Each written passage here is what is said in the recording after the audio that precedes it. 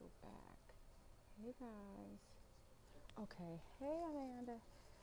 Hey Precious. So it's still Monday. I know I usually come to you in the morning for your Monday morning motivation, but I wanted to take the chance to still give you a big dose of inspiration for your Monday. I had some thoughts throughout the day and some breakthroughs that I thought might be helpful for you. And one of them is about doing what you're called to do, whatever your inspiration is. And for me, it was sharing things that I have learned throughout my journey. The book that I wrote and put out this year called You Got This, Letters to My Younger Self, is the first of several. My next book comes out in the spring of 2020, and it's called Six Lessons from a Trauma Survivor. So you don't have to stay there. Six Lessons from a Trauma Survivor. Really, ran away from all of that stuff in my, childhood and my past, and because I had made a really good life for myself as an adult, and have been very successful in my career and raising my children, and it seemed like everything I put my hand to do is blessed and successful.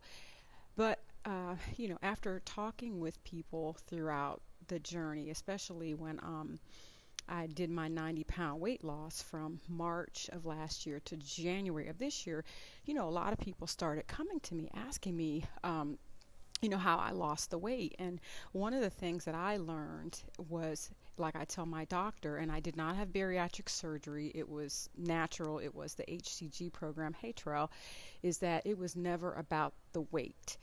For me, the excess eating was, it was a way of comforting myself. And, like many good people of the church think that, as long as it's legal, that it's okay. So, like, even self-soothing with food, they think it's okay, but it's really not. And that's why, the Bible says that gluttony is a sin, and not to condemn you, but just to open your eyes and see, hey, am I abusing myself? Am I, what is it that I'm trying to mask or put a band-aid on?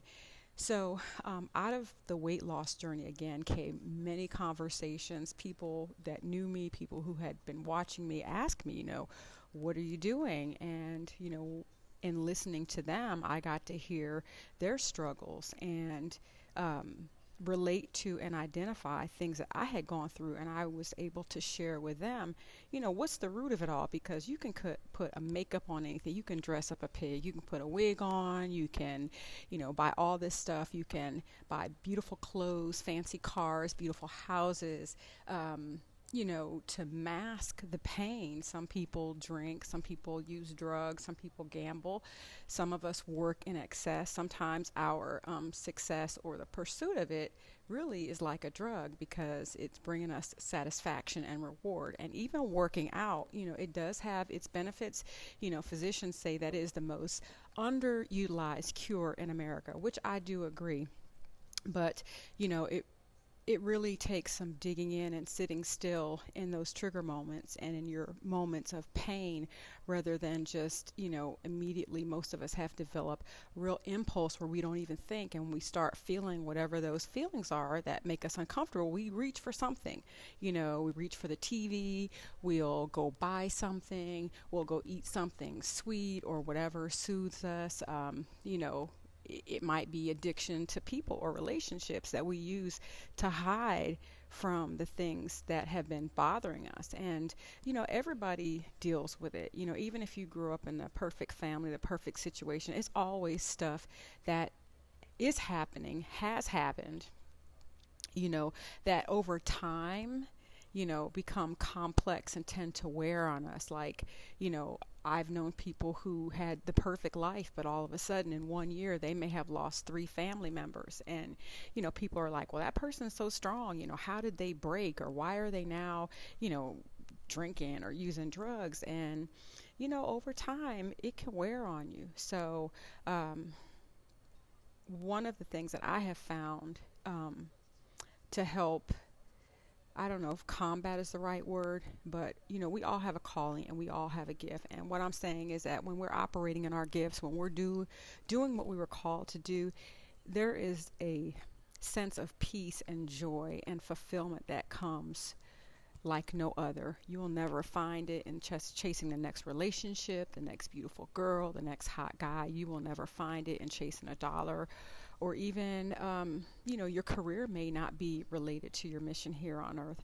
But when you're operating in your gift, when you're operating in your purpose, whatever it is that you are called to do, you will find that you don't need a drug, that operating in that purpose and your gift is going to bring fulfillment, is going to fill that emptiness that you constantly feel, and that you've been trying to soothe and fill in many other ways. So just want to tell you that you are always on my mind. I am so thankful for you, a lot of people that I'm connected to on social media. I have met you, I know you, we've met somewhere along life, and some, I've never met you in person, but I'm just appreciating the opportunity to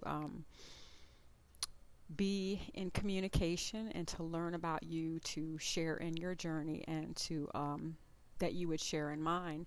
I learn from each of you. I thank you for the questions, for the comments, and I do these videos not to show off, because I'm a very shy person. I really am an introvert by nature. So it shows you how sometimes your gifts call you to operate outside of your comfort zone. Like in a previous video I talked about how greatness usually only can take place, or genius can only take place outside of your comfort zone. So just know that you matter. I hope that everything that we talk about, that I share in these videos, questions I answer, they bring value to you, and they bring hope and help you to know that you are not alone, that you are unique. Your journey is different probably from anybody you know. It doesn't make you a weirdo or strange, but just go with it, lean with it, rock with it, and always know that somebody cares about you, somebody's praying for you. So I'm sending you good karma, love, peace, and light, and go operate in your gifts. Stop running from them, okay? Just embrace it. And if you don't know what your gifts and your purpose are, take some time to meditate and ask Creator, Universe, what am I here for? What am I called to do? And really, it's probably very obvious. It is something that people have been telling you all your life that you're good at, and you just been kind of ignoring it. So just encourage you today to operate in your gifts. Stop chasing everything else, because it's never going to fulfill you. And, one little thing at a time that you can do, one little thing that at a time that you can do to operate in your gifts every day. And as you start seeing the feedback, as you start seeing how you have impacted other people, you are going to gain a great sense of satisfaction. That's why you see people who are wealthy, who are billionaires. They don't just sit at home. They don't just take trips.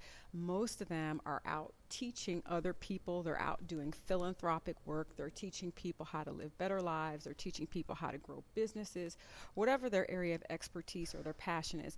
Successful people and very wealthy people know that the secret to wealth is to giving back to other people, giving of themselves. So just want to tell you to have a marvelous Monday. I hope this is some Monday motivation for you.